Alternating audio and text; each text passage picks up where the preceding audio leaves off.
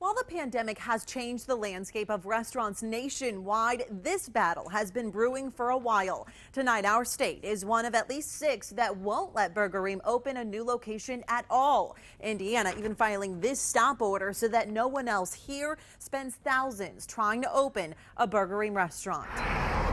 You've probably driven past these burger shops. Maybe you've even been there.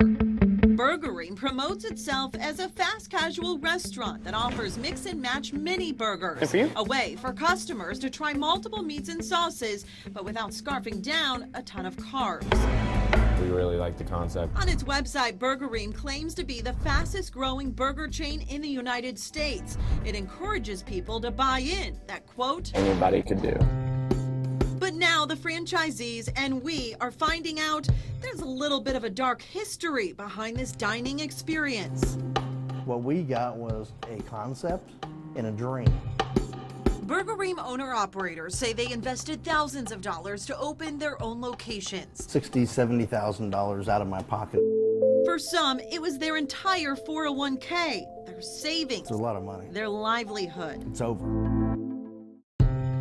But instead of being set up for success, the franchisees tell CBS 4 they got burned. You're supposed to get a brand, a model, a concept, training, and a support structure to back that up. Official documents show Burgerim promised franchisees training, seminars, advertising assistance, and more. But Normally what you have when you're setting up a franchise is people will be calling you every day saying, this is what you got to get done today.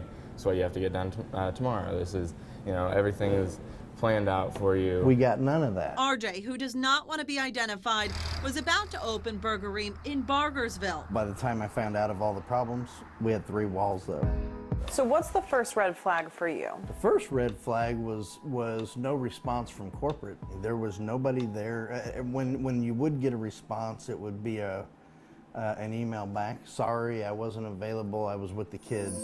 Then, in November, Burgerim corporate stopped responding at all. Oren Loney had took off and left the country. Franchisees speculate that Oren Loney went back to Israel. I tried to track him down, but all 3 emails I sent bounced back. Good morning, this is Angela Brower calling from CBS 4. I left at least 3 voicemails, but never got a response. Court documents show Oren Loney has 13 lawsuits filed against him in California, alleging fraud, defamation, and breach of contract. 6 states, including ours, suspended franchise registrations, meaning it cannot open any more locations. In February, a U.S. senator called for the Federal Trade Commission to investigate. We just fell into a trap. It was a nasty trap. Even back when we began investigating Burgerim, franchisees said they were facing high food costs and issues with distributors. They were sad to say they were struggling to stay open. RJ never even got to open his business. It will come around to bite him at one day. Up until this point, he's been looking for someone else to take over his lease. If we can't find a replacement, I'm liable for that. Meaning, he'll be out even more money. We need all the help we can get. Dallas and Grant Miller, who own Burgerim in Carmel, are hoping to make it. We've both been doing the 14-hour days. Here you go. With You're welcome. or without corporate. You're welcome. And I just checked in with Dallas and Grant. They said their carryout orders went well. They do believe they'll make it through to the other side of the pandemic just fine. Tonight, Burgerim's website is still up and running. If you take a look here, it appears that they're endorsed and supported by VetFran, the Small Business Administration, and the International Franchise Association. But I've confirmed each one of those organizations has pulled back and requested that Burgerim stop using their logos online, some sending several cease and desist letters, but with no response. In the newsroom, I'm Angela Brower, CBS 4 News.